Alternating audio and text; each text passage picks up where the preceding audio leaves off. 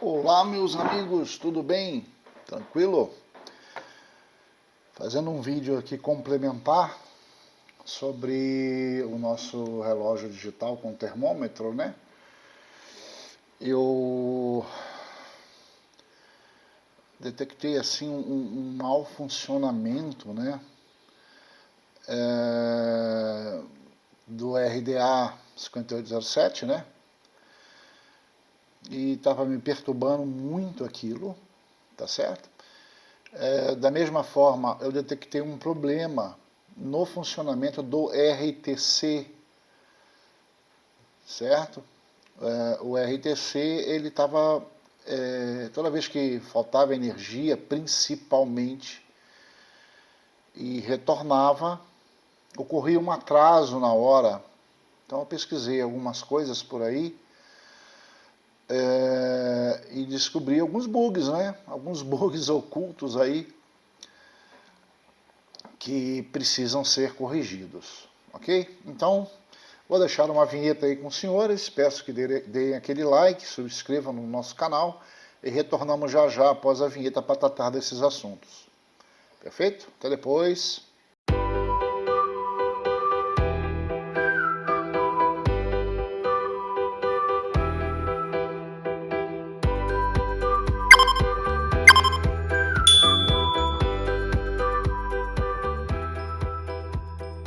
Vamos lá, meus amigos.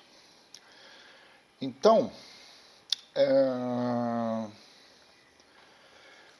vindo aqui para o nosso computador, né? O que acontece? Acontece o seguinte. Eu dei uma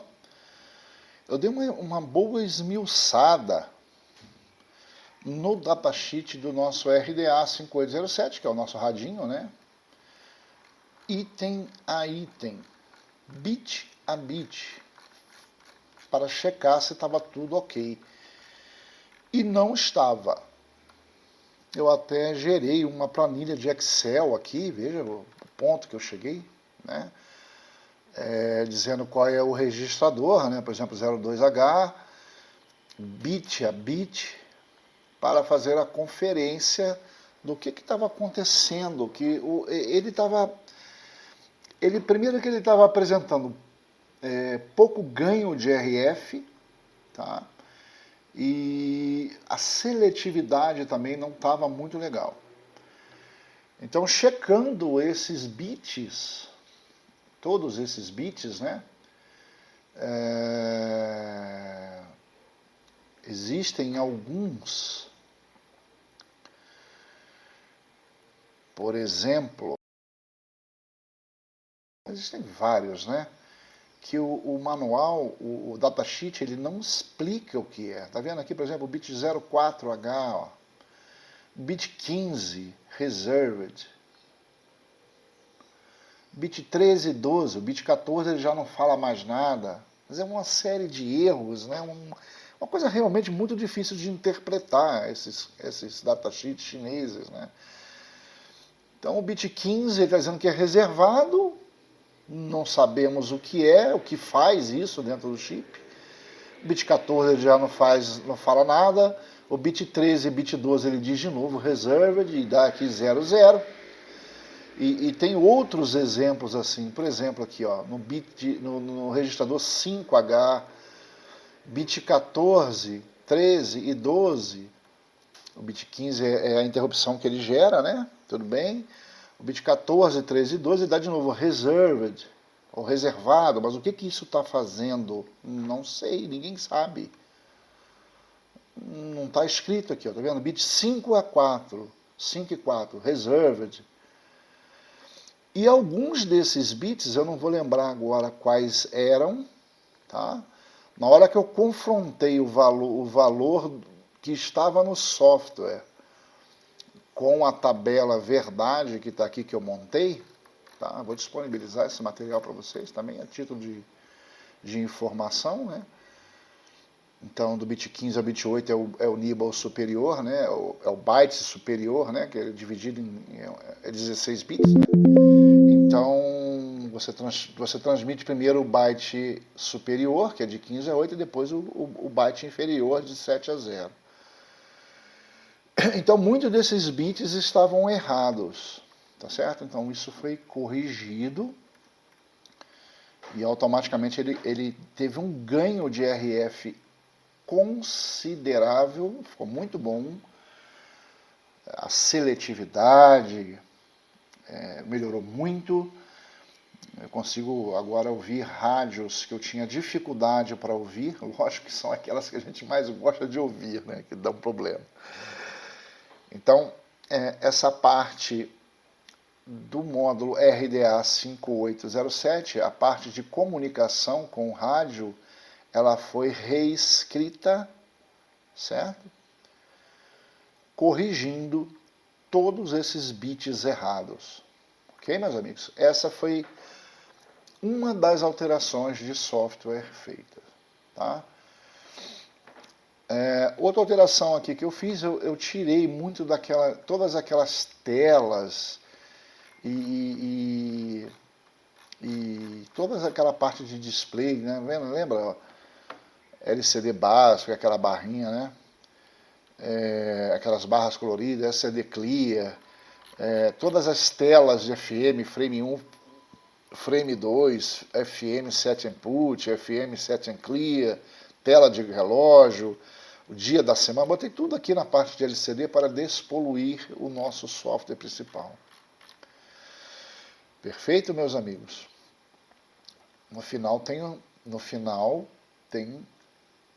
como é que fala? A cereja do bolo, não percam, tá? A cereja do bolo vem para o final. Falando agora do nosso RTC. O que estava causando esse problema no RTC? O RTC, eu não observei mais nos três kits que eu montei. Eu tenho um aqui na minha casa, tem outro aqui que eu vou passar para um amigo meu, também é rádio amador, e eu tenho um lá no meu trabalho. Nos três, eu não observei mais esse problema. O que acontecia? Essa instrução aqui, ó, RTC Test Oscillator, lembra lá que eu falei que quando você coloca um RTC novo, né, ele vem de fábrica com a bateria, porém o oscilador ele vem parado, para que não haja o consumo prematuro da bateria. Então, na primeira energização, você precisa fazer esse teste aqui, certo? Que é essa funçãozinha que eu criei aqui, chamada RTC Test Oscillators. Vamos lá ver ela? Ó, RTC Test Oscillator, está aqui dentro desse include RTC. Ele testa se o oscilador está ligado ou não. Perfeito? E se ele não estiver ligado, ele liga o oscilador. O problema é que isso deve ser feito somente na primeira vez, e não toda vez que falta energia e a energia retorna. Perfeito? Então o que eu fiz? Dentro dessa função, ó, EEPROM Red, como que ele chama, tá vendo? No boot ele chama essa função, EEPROM Red, né? O Red. E ele vem aqui e lê esse primeiro byte do EEPROM no endereço 00, que é esse aqui, ó. Se ele detectar alguma coisa que é diferente de 0, no caso, no primeiro boot, a sua EEPROM está toda preenchida com valores FF, né, ou 255. Então, ele daí faz as correções iniciais, como se ele nunca tivesse sido energizado. E nesse ponto somente ele verifica se o oscilador do RTC está habilitado ou não. Perfeito? Quando você termina isso aqui, você você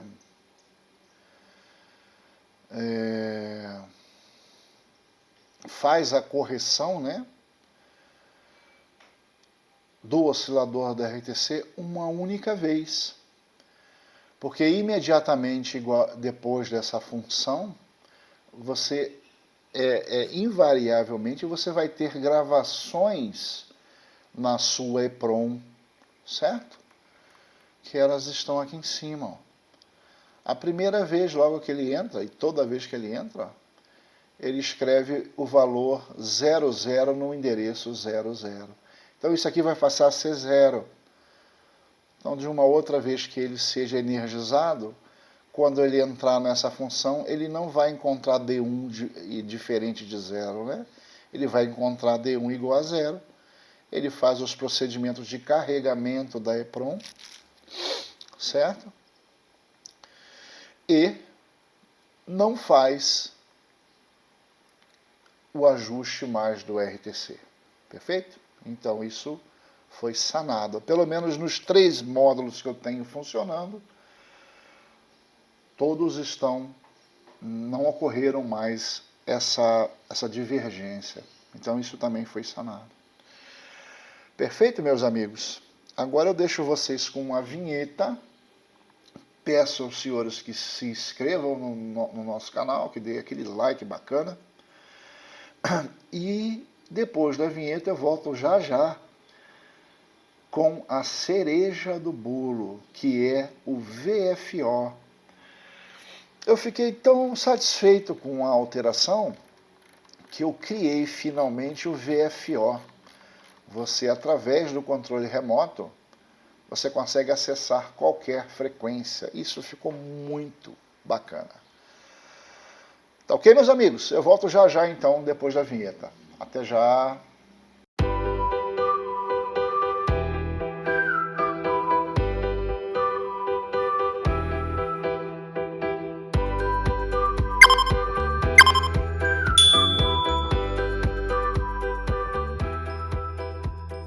Voltando aí então, pessoal, com a cereja do bolo, né? Considere esse tapume que está aqui atrás de mim, que é a única maneira que eu achei de tampar o sol, sabe? Aqui é muito ensolarado e eu tenho dificuldade de filmar de manhã cedo. Hoje é domingo, né? Dia 11, dia 12 de novembro. Um sol de lascar. E aí está o nosso primeiro desenvolvimento, funcionando perfeitamente, né? Voltando aqui no computador primeiro, eu fiz dentro desse switch, que me dá os estados de funcionamento, né? Normal, acerto, ajuste de hora, temperatura, tudo. Eu criei aqui dentro do Case 1, que é a área de trabalho do Rádio FM, eu criei um outro case, que eu chamei de PLL State. E aqui eu faço o que eu que sou radioamador, né? Papa Yankee 5 Mike Alpha Charlie é o meu indicativo. Eu chamo de VFO, né? Que é Voltage Frequency Oscillator, né? Ou VCO, né? Voltage Controlled Oscillator, né? Mas resumindo é o seguinte, você consegue digitar diretamente no PLL a frequência que você quer ouvir, ao invés de ter que ficar apertando várias vezes o controle. Você vê que o nosso rádio tem uma ampla faixa, né, de 50 MHz a 115. Então, por exemplo, se eu estou em 103.9, quero ir para 76, eu tenho que apertar N vezes, né, o controle remoto ou o LCD para que ele chegue nessa frequência. E nesse desenvolvimento eu descobri que aqui, ó, na nossa parte de infrared, nos códigos, né, que nós já vimos, o número 2, que agora estão ativos, ó, o código dele eu tinha levantado errado. Então aqui está o valor correto, né, 18E7. Toda vez que eu aperto o numeral 2, aí eu seto esse flag PTN2, certo? Essa foi a única alteração que eu fiz aqui, além de descomentar esses itens, né, que agora estão sendo usados. Repare que o botão Vamos ver aqui se a câmera pega, né? O botãozinho do menu, que é esse aqui de cima, e esse de teste ainda permanecem desabilitados, né? Eu não estou usando esses dois botões para nada, certo? Para isso eu criei mais dois flags. Por que eu criei dois flags independentes, né? Que é o flag 4 e o flag 5,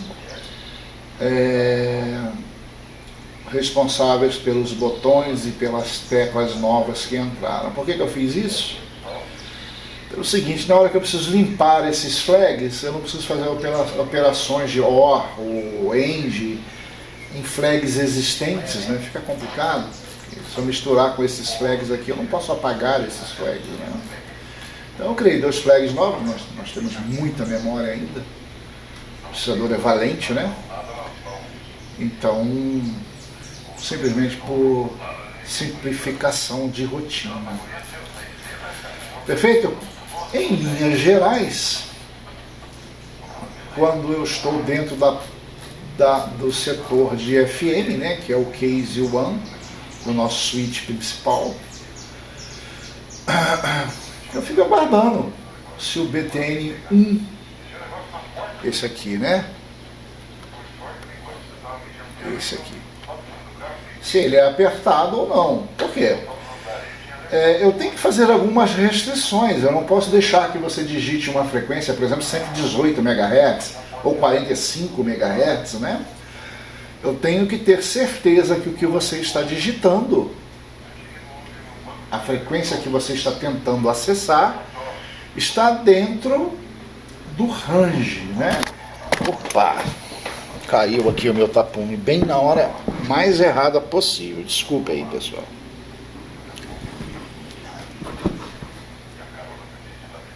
Né? Eu tenho que ter certeza que está dentro do range de 50 a 115 MHz. Então, se eu detecto 1, eu aí já vou para uma posição diferente dessa aqui, ó. Eu vou para setar o segundo dígito, certo? Ao passo que se eu digitei 5, 6, 7, 8 ou 9, né, seriam 50, 60, 70, 80 ou 90 MHz, e aí eu consigo ter outras variações aqui, que são de 5 a 9, ou seja, é um filtro um pouco complicado, tá? E assim eu faço para os 4 dígitos da frequência. No final, eu ainda usei essa variável aqui, band shift, que ela está sendo usada em outra coisa, mas eu aproveitei ela para não criar outra variável tipo long. Faço um comparativo, né, para ver se a frequência do PLL realmente está entre 50 MHz e 1150, se ela estiver dentro desse intervalo. Eu copio esse valor para a variável MHz, que é MHz, e dou a comunicação. E faço o restante do setup aqui para que a tela mostre a nova frequência. Perfeito? Quando eu sair daqui, eu dou um debouncezinho, eu dou um tempo, né? E sempre limpando os flags, né? E aí eu saio para a operação normal não, desculpa, para o caso 1 e fico esperando uma nova frequência. Então, toda vez que ele entra aqui, ele vem aqui e verifica. Perfeito? Vamos ver como ficou? Vou ligar aqui o rádio. Liguei. Vou ligar, entrei na tela do rádio, né? Agora vou ligar ele, passar para o lado de cá que fica melhor. O sol atrapalha muito, viu, pessoal? O sol atrapalha demais aqui. O sol tem infravermelho, né? Então, por exemplo, eu estou aqui em 107.1, que é uma rádio que eu gosto muito de ouvir. Vou baixar um pouquinho por causa dos direitos autorais. E vamos dizer que eu queira ir para uma outra frequência, por exemplo, da banda B, que é 79. Ó, tá vendo que ele já apagou um lá, ó. E o 7 ficou verde. 79.3, se não me engano. Na hora que eu entro com os valores da frequência, eu venho aqui e aperto a tecla play. E o PLL automaticamente vai para a frequência que eu quero. Pessoal, se isso aí não vale um like e aquela inscrição no nosso canal, eu realmente não sei mais o que vale. Vamos ouvir agora a rádio, sei lá, acho que é Mercosul o nome, que é 92.9. Opa, estou conseguindo apertar aqui, 9. Play.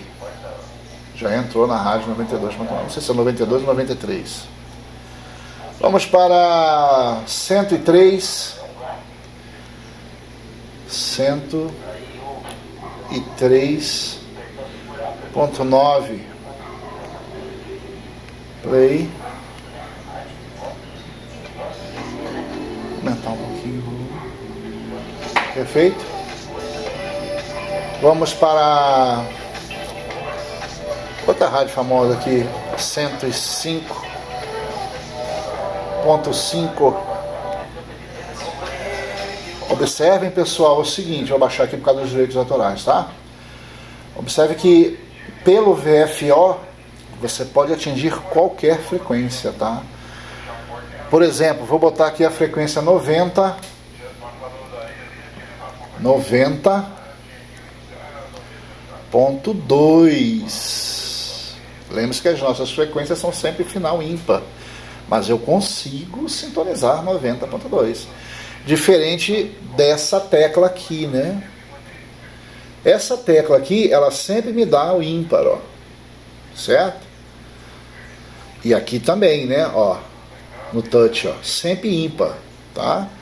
Mas se por qualquer motivo, certo? Eu queira acessar uma rádio que seja par, basta eu digitar no teclado e fechou a lebre. Você pode ir para qualquer frequência, certo? 109 MHz, por exemplo, 109 cavalo, ele vai. Ó, 103.9. Ele entra na frequência exata. Perfeito? Muito bacana, né, pessoal? Muito legal. Então, eu concluo aí toda a parte de bug, né, que até agora eu consegui localizar. E mais tarde, mais para frente, aí quando sobrar algum tempo, né? Geralmente no início do ano no meu ramo de trabalho é mais tranquilo um pouquinho, mas acho que esse ano não vai ser. Eu vou redesenhar essas fontes, eu vou criar um novo arquivo de fontes, porque eu já sou um pouquinho já usado, vamos dizer assim, né? E no meu quarto ele fica um pouquinho longe de mim, eu tenho às vezes dificuldade de enxergar esses numerozinhos pequenos. Então eu vou redesenhar uma nova fonte aí mais para frente, bem mais para frente, tá? E aí eu disponibilizo para vocês.